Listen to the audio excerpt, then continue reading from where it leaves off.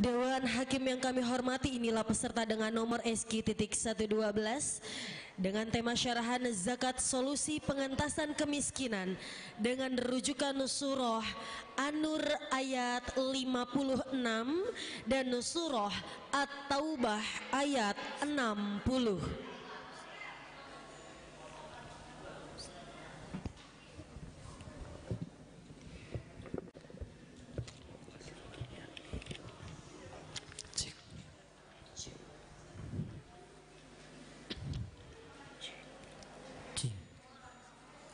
Assalamualaikum warahmatullahi wabarakatuh. Alhamdulillahilladzi faradaz zakata wa kafa.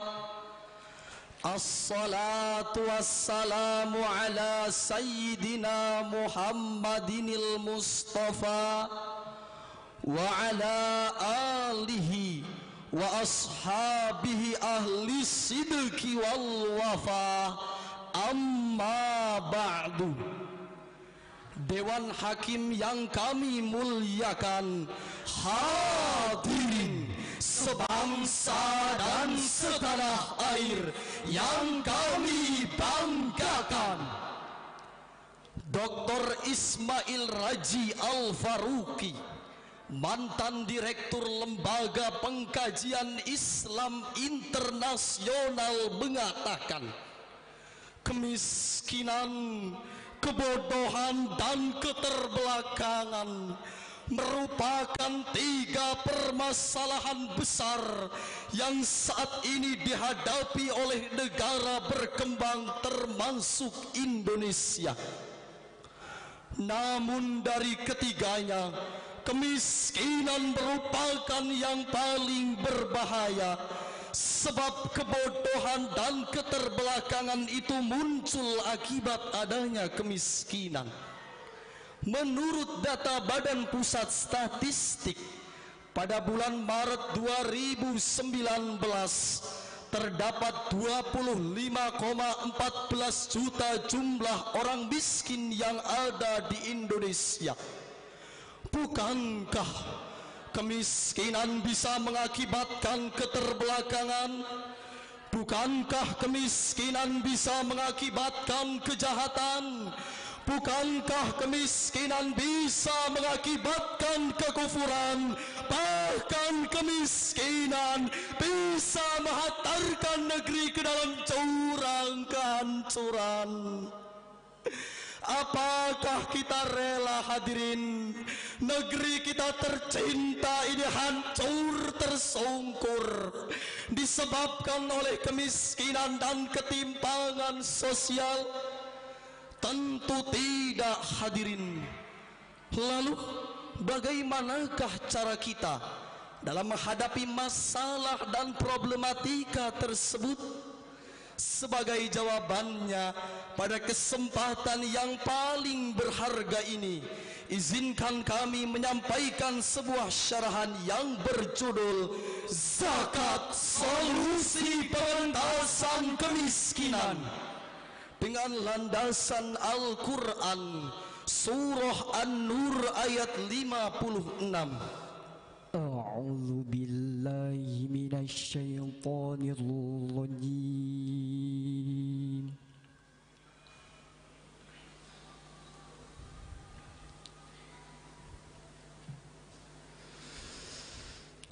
Bismillahirrahmanirrahim.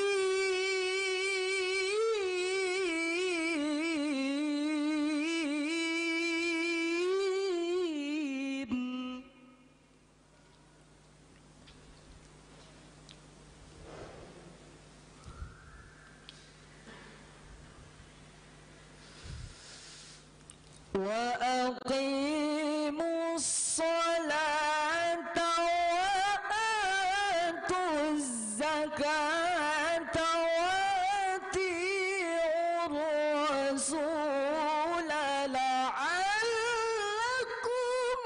turhamun.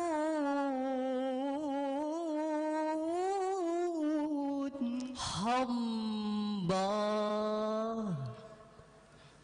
bernaung di bawah kuasa Allah dari usikan setan yang terkutuk dengan menyebut asma Allah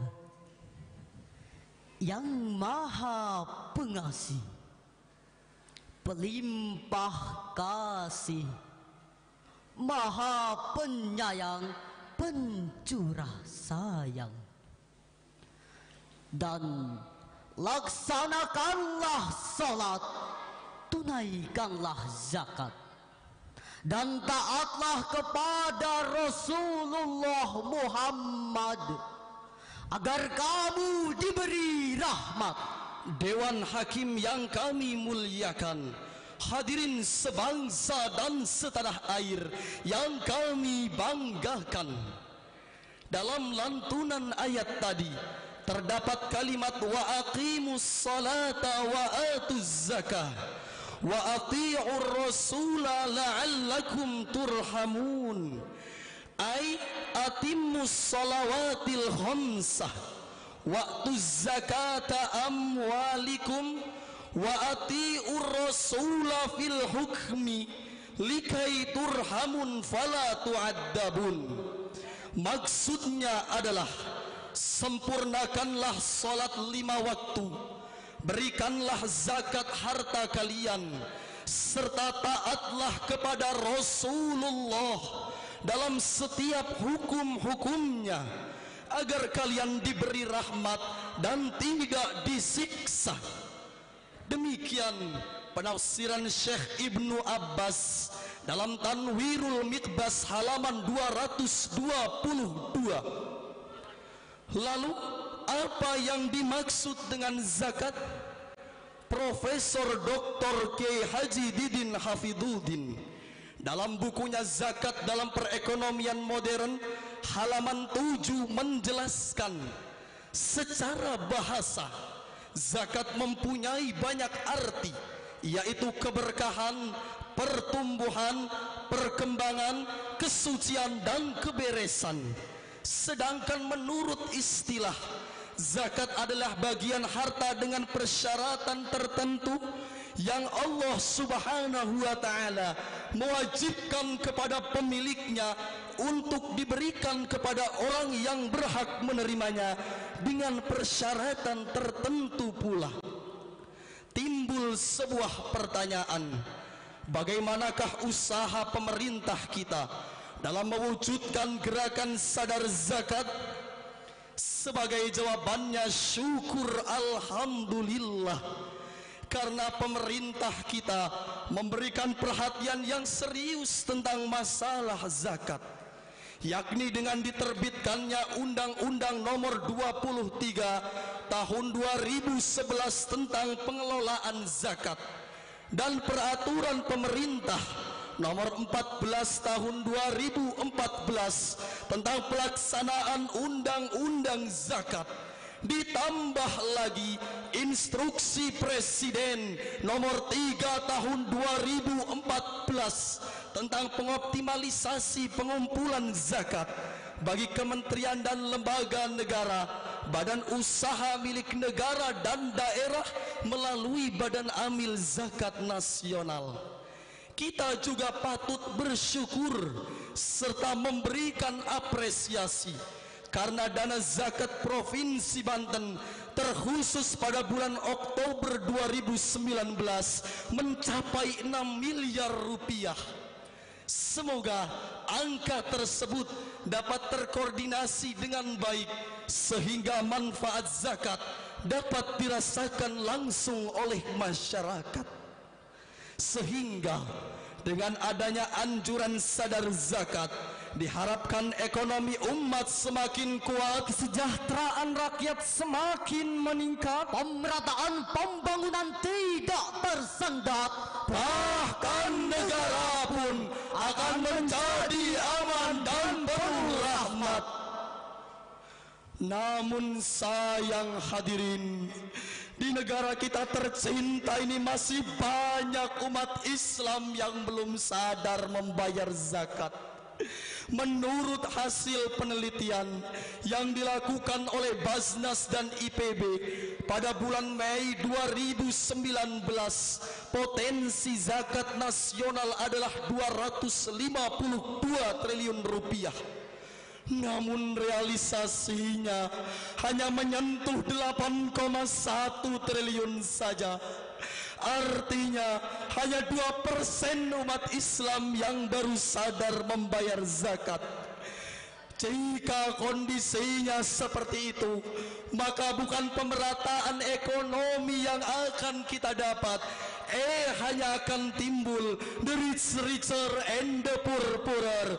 Yang kaya semakin kaya, yang miskin semakin miskin, yang kuat menindas yang lemah, yang pintar memakan yang bodoh. Betul. Padahal Ibnu Abbas berkata bahwasanya Rasulullah sallallahu alaihi wasallam bersabda, laisal mu'min alladhi yashba'u wa jaruhu ja'iun ila jambi. Bukan termasuk orang mukmin orang yang hidupnya kenyang sendirian, sedangkan tetangganya merintih kelaparan. Lalu kepada siapakah zakat harus diberikan? Sebagai jawabannya, marilah kita renungkan firman Allah yang terukir indah di dalam Al-Quran, surah At-Taubah ayat 60. Innamas sadaqatu lil fuqara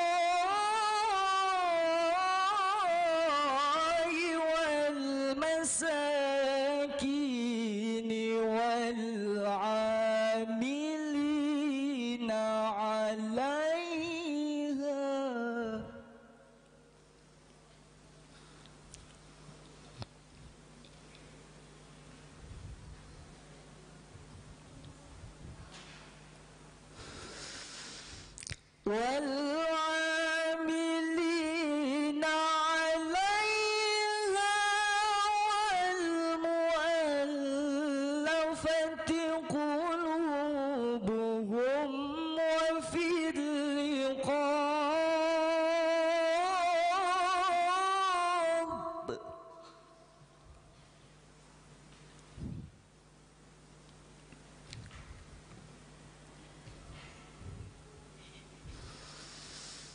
وفي الرقاب والغارمين وفي سبيل الله وابن السبيل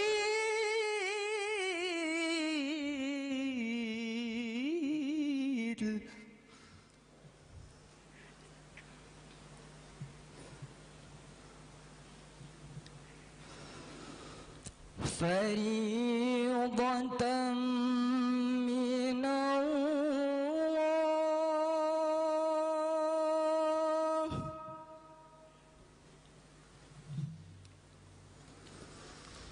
والله عليم حكيم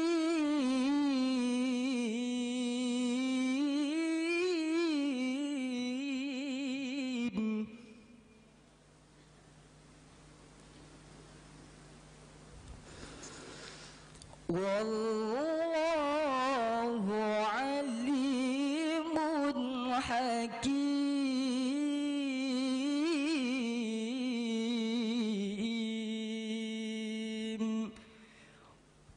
صدق الله العظيم. Sesungguhnya zakat itu hanya untuk orang fakir, untuk orang miskin, amil zakat, mu'alaf yang dibujuk hatinya, untuk memerdekakan budak, dan untuk orang yang berhutang, dan untuk jalan Allah, dan untuk orang yang sedang dalam perjalanan, sebagai suatu ketetapan yang diwajibkan kepada mereka dari Allah. Dan Allah Maha mengetahui lagi Maha bijaksana. Maha benar Allah dengan segala firman-Nya. Dewan Hakim yang kami muliakan, hadirin sebangsa dan setanah air yang kami banggakan. Menurut kajian ilmu balaghah, kalimat innama pada ayat tadi merupakan adatul qasri, sebagaimana yang telah dijelaskan oleh Imam Al-Ahdhari di dalam kitab Jauharul Maknun halaman 3. Wa adawatul qasri illa innama atuhun wa taqdimun kama taqaddam. Maksudnya adalah litakhsis, yakni untuk mengkhususkan sesuatu. Innamas sadaqatu lil fuqara'i wal masakin wa man sammahumullahu jalla sanahu. Artinya zakat-zakat itu untuk orang fakir, orang-orang miskin, dan orang-orang yang Allah sebutkan dalam ayat tadi. Demikian penafsiran Imam At-Tabari di dalam kitab At-Tabari jilid 10 halaman 152. Adapun fakir miskin sebagai skala prioritasnya, dengan kata lain, Allah menginginkan agar harta tidak mengalir kepada si kaya saja, tetapi juga mengalir pada si miskin. Inilah hadirin konsep pengentasan kemiskinan di dalam Islam, yakni dengan prinsip zakat. Oleh karena itu, kami menghimbau kepada hadirin sebangsa dan setanah air, seiman dan sekeyakinan, marilah berzakat, tinggalkan maksiat, utamakan semangat untuk menuju negeri yang bermartabat. Setuju hadirin? Sebagai akhir dari syarahan ini, dapat kami ambil kesimpulan bahwa zakat adalah kewajiban syariat yang wajib kita tunaikan. Dengan zakat, harta dan jiwa menjadi bersih dan mengalami kesucian. Kehidupan akan tenang dan nyaman, serta pengentasan kemiskinan akan terwujudkan. Amin, amin ya rabbal alamin. Sebagai bahan memori, kami akhiri syarahan ini dengan sebuah syair. Marilah kita dirikan salat, jangan lupa keluarkan zakat. Kalaulah sudah harta didapat, membayar zakat terasa berat. Apa guna kita dirikan solat kalau tidak keluarkan zakat? Untuk apa kita beribadah bila tidak memegang amanah? Zakat, zakat, mari keluarkan zakat. Zakat itu membuat harta sehat. Kalau tidak keluarkan zakat, akan menjadi sesat. Zakat, zakat, mari keluarkan zakat. Zakat itu membuat harta sehat. Kalau tidak keluarkan zakat, akan menjadi sesat. Akan menjadi sesat. Akan menjadi sesat. Sekian dan demikian. Wassalamualaikum warahmatullahi wabarakatuh.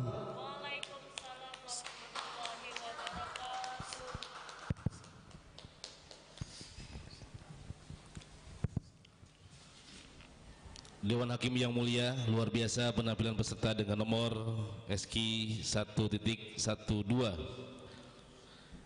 Teringat sebuah pantun terlahir dengan bintang Taurus 30 tahun lalu di masa silam. Para anandalah generasi-generasi penerus untuk syiarnya agama Islam. Amin. Dewan Hakim yang mulia, hadirin yang berbahagia, untuk peserta selanjutnya kami panggil dengan nomor peserta SQ.1.13. Peserta dengan nomor SQ.1.13 akan menyampaikan materi syarahan dengan tema moderasi dalam beragama dengan rujukan Al-Quran Surah Al-Baqarah dimulai dari ayat 143 dan Surah An-Nahl dimulai dari ayat 125. Untuk persiapan peserta dengan nomor SQ.1.14.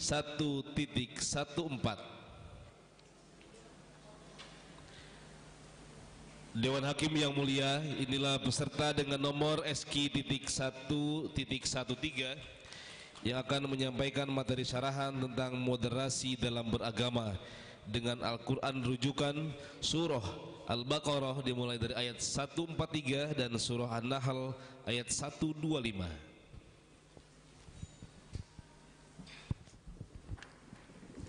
Cek, cek, cek, cek, cek, cek.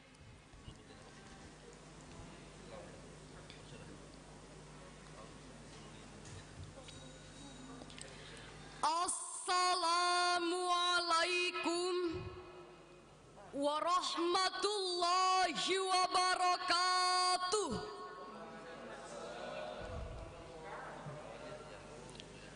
Alhamdulillahilladzi faddala bani Adam bil ilmi wal amal.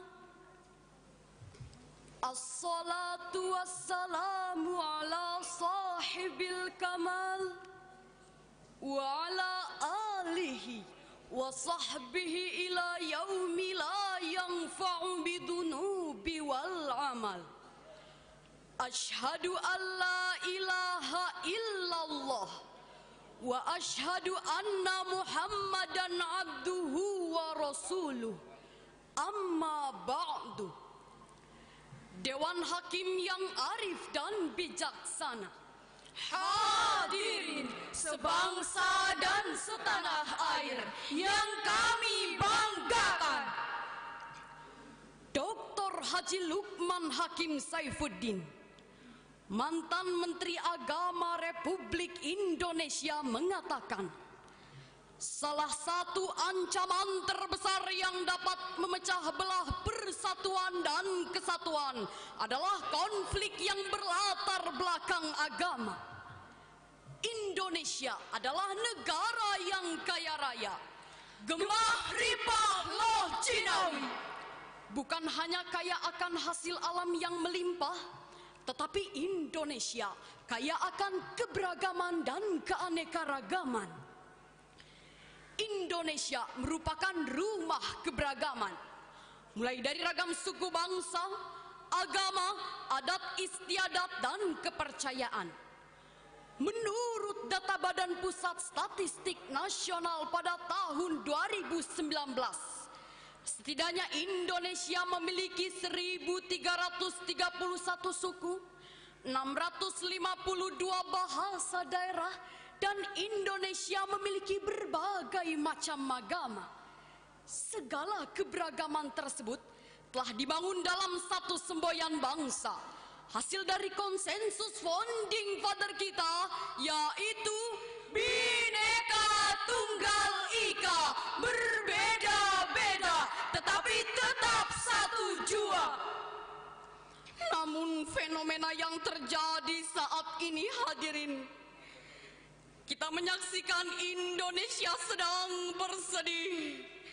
Tanah air kita sedang berduka, pertiwi kita sedang menangis karena nuansa perbedaan yang muncul akibat konflik agama yang ternyata melahirkan fanatisme buta, persaingan tidak sehat, permusuhan, perpecahan, bahkan perselisihan yang meluluh lantahkan nilai-nilai persatuan dan kesatuan. Dan saat ini hadirin, Indonesia sedang diguncang dengan isu radikalisme, ekstremisme, dan terorisme yang jelas-jelas akan mengancam eksistensi suatu bangsa.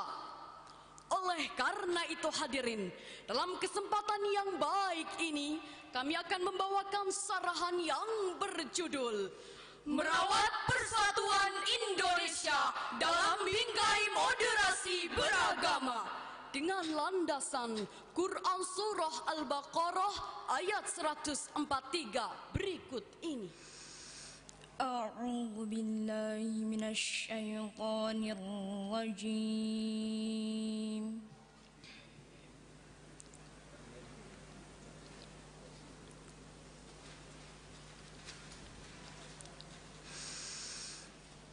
Bismillahirrahmanirrahim.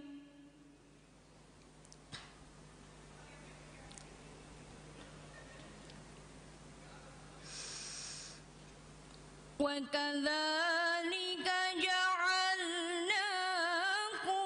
ummatan wasatan litakunu syuhada'a 'alan nas.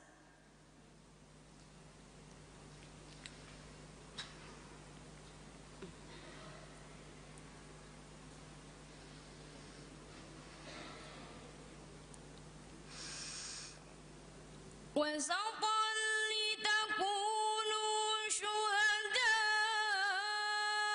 على الناس ويكون الرسول عليكم شهيدا.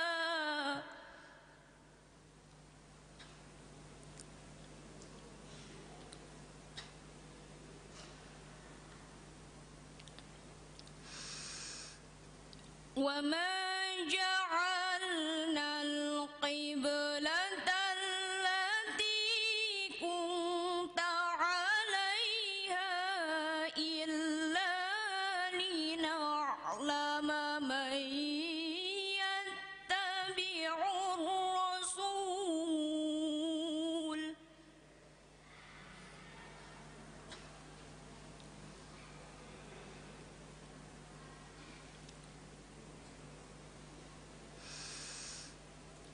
من يتبع الرسول ممن ينقلب على عقبيه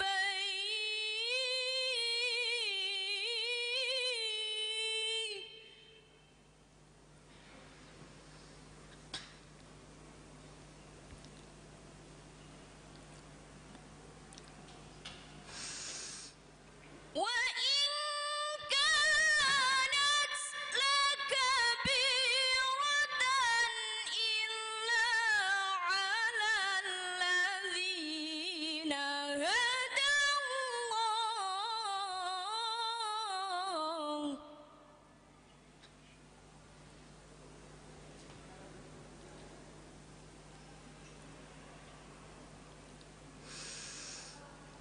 وما كان الله ليضيع إيمانكم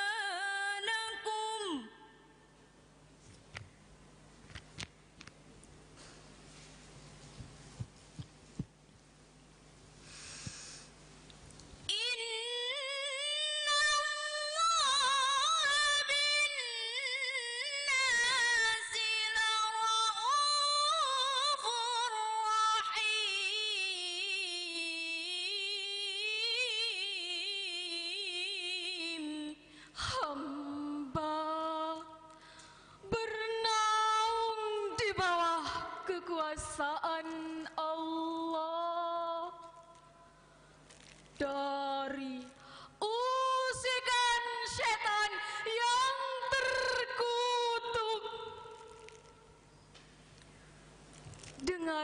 menyebut asma-Mu ya Allah, yang Maha Pengasih, Pelimpah Kasih, Maha Penyayang, Pencurah Sayang.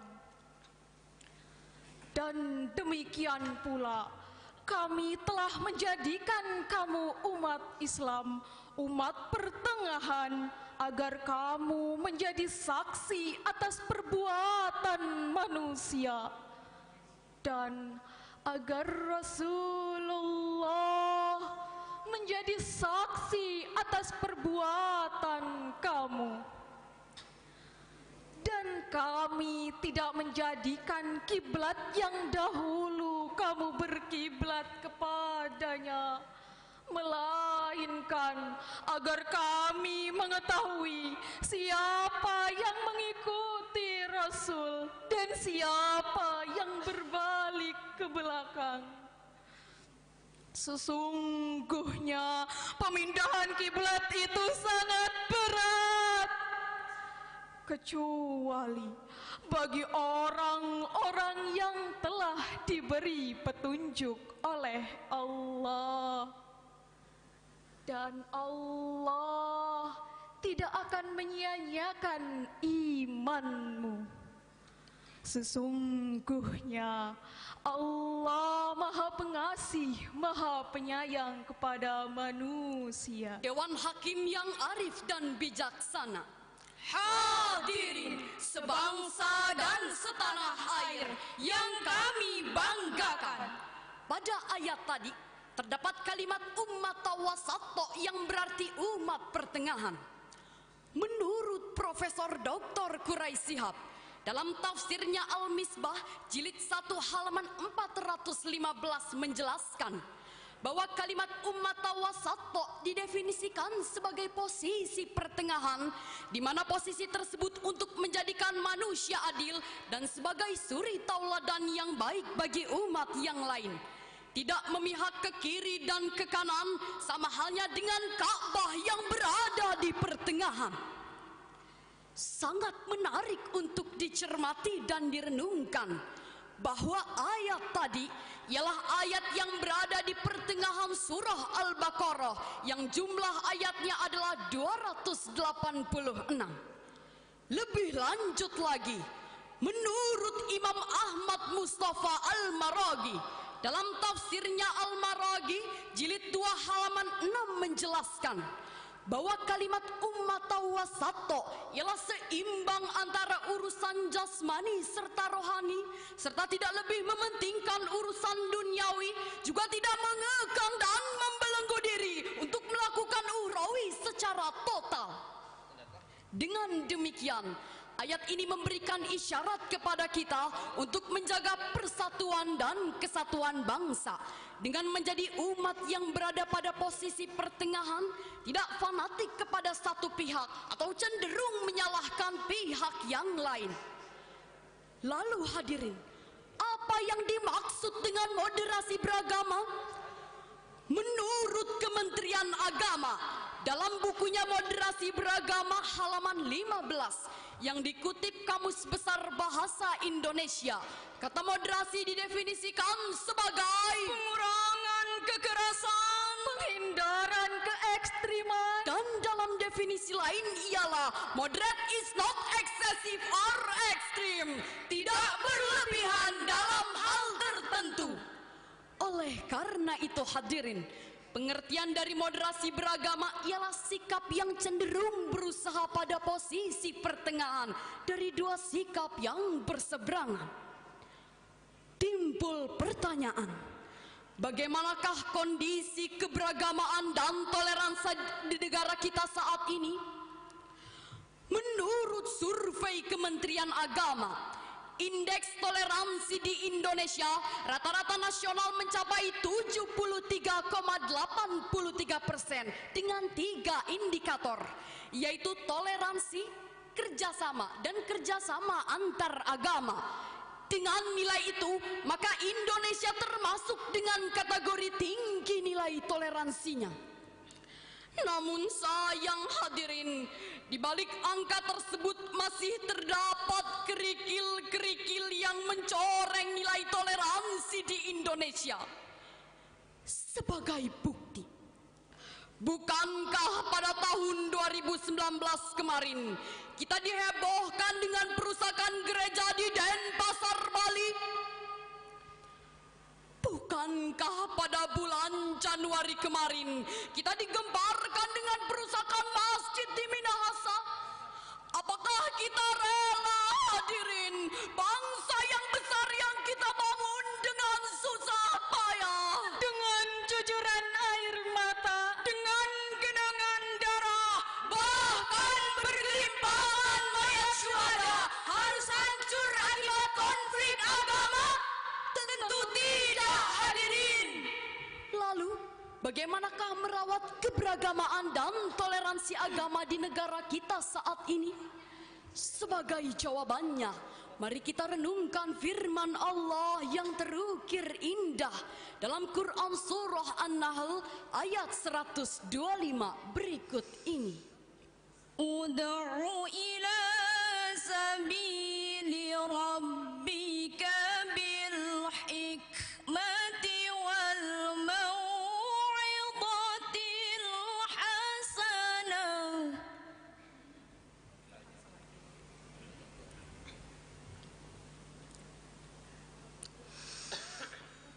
Wajadilhum billati hiya ahsan.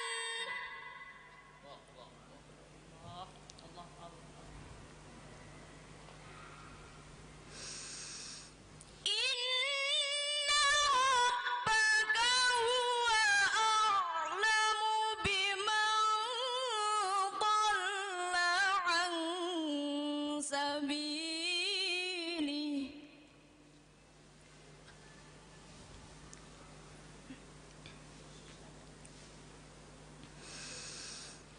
Wa huwa a'lamu bil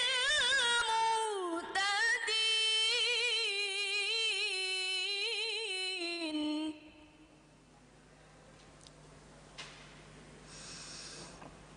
Wa huwa a'lamu bil muhtadin.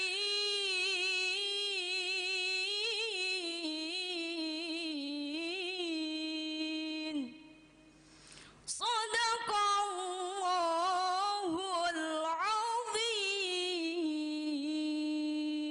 Serulah manusia kepada jalan Tuhanmu dengan hikmah dan pengajaran yang baik.